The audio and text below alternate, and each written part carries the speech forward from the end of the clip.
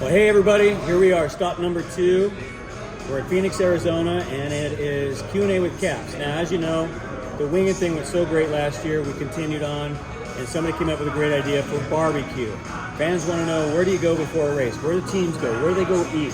Well, we found one. And leading into this race, one exit up from the track, basically, a place called Rudy's Barbecue. And apparently, it's very good. I come to find out. I was left out because I had no idea how good this place is. So obviously we have a guest every event, and we've been trying to get together and get this guy on because I go way back with our guest, and more so it makes this weekend even more special.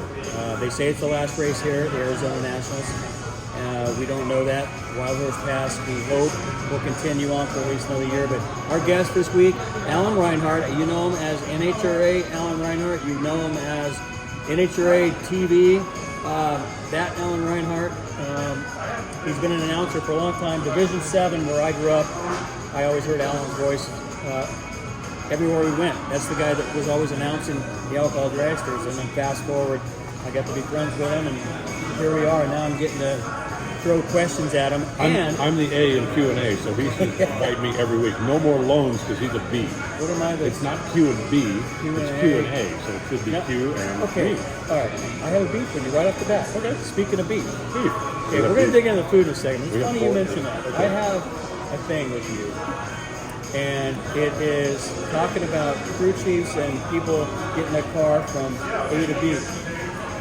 And you say this all the time up there, and we sit in the tow vehicle and we laugh, because wouldn't it be A to Z if you're going to the finish line? And wouldn't B be like, if you went A to B of a drag race, wouldn't that be like 60 feet or less? No, because when you are traversing something, you have point A, you have point B, which is the first stop, then you have point C, which is the next stop, then you have point D. In this particular Z case, would be the finish line. Wouldn't Z be the finish line? Am I wrong? You're wrong. I am You're wrong? wrong, yes. I'm B is the first stop after you leave A, and then if you're going someplace beyond that, then you go from B to C. And I'm not the one that made this up. We laugh at you every time you say it. Do you? Just like, yeah. In a friendly way. We laugh with you. When's the last time I said A to B? A lot. Really? Yeah. Okay, I'm gonna have to start paying attention now. Now, if you say A to Z next time, You'll know where I'm it going to came high from. five all my guys. There you go. So next time you get on NHRA.tv or you're in the grandstands and he says A to Z, you heard it first here.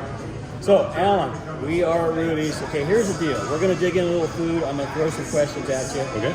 This is weird for me because I've gotten to know you over the years, and I know there's things that you and I can't talk about.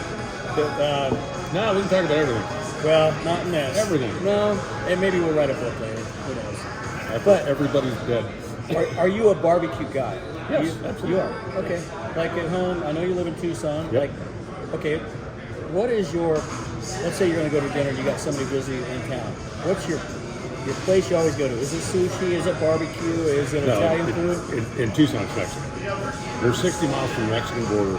Some of the best Mexican food in the country is in I say that Southern because I Arizona. live in San Diego. It's different Mexican food. Yeah, but it's Great you know, in its own way. if somebody's in town that I'm taking someplace. Now, having said that, you'll laugh at this. I was in Bahrain a couple of months ago, and Kyle Abelucci says, "I take you to the best Mexican place in Bahrain." And I went, "That's got to be like the best opera house in San Antonio, right?" It was great. I was like, "Yeah, oh yeah. If you're ever in Bahrain, you got to go to Senor Tacos for great Mexican, the margaritas and everything." Oh, interesting. Okay, what we have here, and if you've never been to a Rudy's, they got them all over the country. I can tell you right now, my son just ordered this loaded baked potato. Oh my gosh, it's got brisket shoved in a baked potato. It's got cheese. I can't wait to get a bite of it. He's eating over on the other side of the restaurant. We've got some brisket. We've got, dude, you just ate all your beans. No, that was the green chili soup thing. No, because I wanted to try it. Green chili soup. I can't wait to dig it. I wanted to try it, and that's how good it was. Okay, they got green tried it. corn. Couldn't quit. They got all the fixings. Yeah. And come to find out, all these racers I talked to and fans, behind you, we had a lot of fans show up. This is kind of fun because I post on social media, and we've had a lot of fans that are in here right now because of this. They all want to meet Alan Reinhart. All right, so we got some brisket. We got mostly beef brisket. We got some sausage. both beef and we have a jalapeno. I can't wait to dig into this thing. And we got pork baby back ribs, which are meaty. I can't wait to dig into that. First question now. Okay. I've got to know. What is your spirit animal? If you were an animal, what would you be? And I asked Brian Lowndes this question, and I'm curious on what your answer would be. A shark. A shark? Yep. Why? Because I want to go in stealth mode. I want to be able to go wherever the hell I want. I want to be able to fly under the radar, under the water. I'm good with that. I'm good with shark. Brian said elephant. Well, look at that. Sorry, okay. Loans. I'm just kidding. Okay, we've got what they call moist brisket, Yes. and we have lean brisket. Now, let me just show you a piece, pardon my hands. This is moist brisket. Oh my God. Then they have lean brisket. Look at that. You can tell the difference. Let's go for a bite of the moist. Give me You the probably sissy already- sauce. Huh? I need sauce. Oh. You want some Rudy sissy sauce? Yes, because when it comes to things that are hot, I am a sissy. I don't care if I live in Southern Arizona. I don't care if I live next to the border. You are not going to shame me into eating something that's so hot that I can't stand it. Wait till you try the moist. Moist brisket. Oh my God. All right. I gotta know, Sun Devils or Wildcats? Oh, are you kidding me? Wildcats. Tucson, baby, Tucson. Although both of us had the same finish in the NCAA tournament this year. Both out. First round, smoked the fires. Thanks for coming. See ya. Okay. Ennis or Baytown? Bacon. I knew you'd say that. Now, I met you, I don't know where we officially met. I used to hang out with Glenn Allen a lot. And I remember you coming by the pit area when I worked on Jim Rizzoli's car years ago. I was thinking that the first time we actually met might have been in Columbus, Ohio, at the TRW All-Stars, which is now the Jags All-Stars, but that was like a million. Yeah. I remember that being the first time that we actually met. I'm sure we crossed paths before then, but that's the first time. You might be right. That's really good. Really good. We've won that race. Jim Rizzoli's car, which is an ex-Alan Johnson car. And we beat Chuck Baird in the final, which was crazy. Tom Conway car, who was one of the quickest cars in the country. Such a huge deal. That was so much fun. Those memories. Wow. Okay, the lean brisket. Now, do you go moist or you go lean? Which is good. Now, we hang out a lot, or used to a lot in Santa Maria, California. So we're talking actual barbecue. Santa Maria style barbecue, there's none better. I grew up on the Central Coast, tri-tip, and I'm hoping we can work one of these in, maybe Pomona and have somebody bring some down. But I know you at the Blaine Johnson golf tournament, we always have some great times. You have a preference over pork, beef, and you go brisket, or do you go rib, chicken? Pork ribs is like, I don't think you can go wrong there. Chicken's not bad. Beef, I wouldn't go like that. But pork ribs, I don't think you can go wrong. Now, I know a lot of fans don't know this. Did you actually race? I know you got cars and you've done some racing. And I think I first heard you my first trip to the Arizona Nationals way back in the day, Vision racing. And you already announced them then. Were you a serious? Did you run any actual sportsman classes, any super classes? Or? I didn't run necessarily national event stuff. I raced bracket racing at my local racetrack, which was the old Tucson Drag Race, which closed January of '85.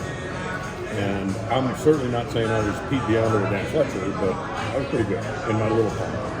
I missed the track championship one year by one round, because I forgot to turn a nitrous bottle on, and I'm almost over it. I can tell you every inch of it, almost over it. But yes, I did race. My first chance to announce really came on fluke.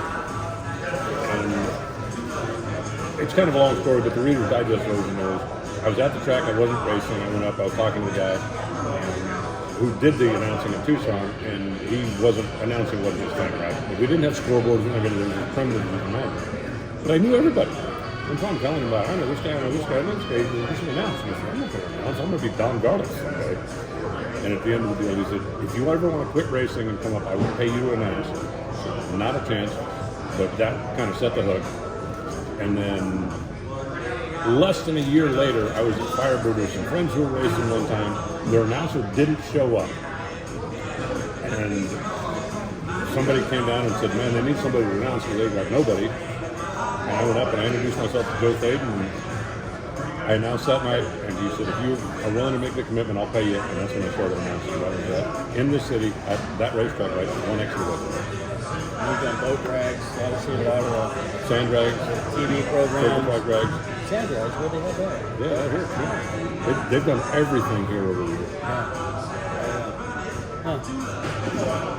All right, so speaking of pork and baby back, Yes. when they brought these over, they said this is one of their specialties. And man, this is meaty. Looks great. How's the sissy sauce? It's very good. It's very. I'm a sissy. I'm a funny car driver. I'm not sure I could say I'm. I'll take the hot stuff there. Man, I don't know if I want to go there either. Hey, let me tell you something. Okay, you know I'm going there. All right. Go back in the archives and watch when he went to Bentley's with Loans and they were having a hot wing eating contest. And at the end of it, he told Loans, yeah, mine are actually medium. While Loans had steam coming out of his ears. Literally. And tears running out of Dude, his the guy face. was leaking. It was so funny. Yeah. And I was getting it back. It's not like he's going to get me back. Oh, yeah, those are good. I'm not going to talk for them. These are good. Oh my god. I'm coming back here. My crew guys apparently are coming here tomorrow. They always come here on a Friday before they go to prep, which I had no idea. So, okay, I got another question for you. Okay. I used to notice with Bob Guy. When Bob would come to an event, or even back when he was the announcer, and they would have another announcer on there doing sportsman, and then Bob would get on, all of a sudden the volume's up. Okay, is this a thing like you're the headlining band and all of a sudden your volume is up, or you talk louder into it, or you reach down and turn it up because now you do that. And whether or not you do it on purpose, they have other people in there, and when you get on, it's loud and clear. So is there, I just want to know, like, is there a little secret thing you reach down and you bump it up a little bit? Who's going to see this? Or just you know? Okay, nobody else? No. Well, But you're the guy. You are the guy. The sanctioning body provides all of the sound system, all of the mixing board, all of the everything, including the microphones. Oh, bring your own microphone? Bring my own microphone. Ah. And Did Bob try it? I'm not sure if he did or not, to tell you the truth, but it wouldn't surprise me. And Interesting. So you have it in your car, or your briefcase, or backpack? you don't have to know everything. But Carry it with you? You have a backup. Man, this is good stuff. I love this. I'll cut this out. if the average price of a microphone is $12, mine costs $400. Just saying. Well played. I would do the same thing. Man, I mean, it's like me bringing a helmet. If I'm going to go race something, I want my own helmet. Absolutely. Somebody else's helmet. Yeah, that just changed a lot. All right. How about this? And only old school NHRA fans would know this. A pen, a patch, or a decal. A pen, a patch, a That's a decal, and a McClellan rule thing, book. remember? Yeah. And a rule And book. if you call the number on the screen right now. Would you get a pen, a patch, or a decal? I was a decal guy. Decal. I was never a patch guy. I was, as a kid, I have a bazillion pens right now, but I was never really a pen guy. when I was a kid, we had Bill Bailey. You were around Oh, that. wow. Who remember that? Yeah, Bill Bailey, you would buy the jacket, a windbreaker, and you'd go have these patches sewn on your jacket. Yeah, you probably remember when you were a girl. Your dad raced? You remember Bill Bailey? You in Ohio. Bill Bailey was like a West Coast guy. Right? Pretty much. Sewing machine in But the back you- of the van. You had to get a patch and you'd have it sewn. Like, you would buy a windbreaker and you'd have like all these sponsored patches sewn on it. And then you'd have like Pomona and Irwindale, and you were cool if you had all these patches. When I was a kid, He did embroidery. He did all kinds of stuff. Yeah, he had he his did. band going. I mean, that was back in the days. Bill Bailey it was was. a school bus, remember? This is how far Ron and I go back. Remember Cowboy? Mm-hmm. Yeah, we need to take a block back to Brad and get it repaired and have this thing. Yep. You know, we'd take a block from Atlanta, get it back to Brad, have it repaired, have it back in Gainesville in 3 days. Conversely, how about Big Dad? How about this? Yeah. Yeah, it's the good old days, huh? We go back a long time. Really. All right, so excellent baby back ribs. Agreed. How about the moist or the lean brisket? I can't choose. They're both killer. Yeah, I can't either. I'm going to try the sausage. That's my next thing. Oh, yeah. All right, you want jalapeno? No, I'm going to start with the basic one because I'm a sissy. This probably isn't finger food, but this is how much I care about whether or not it's finger food.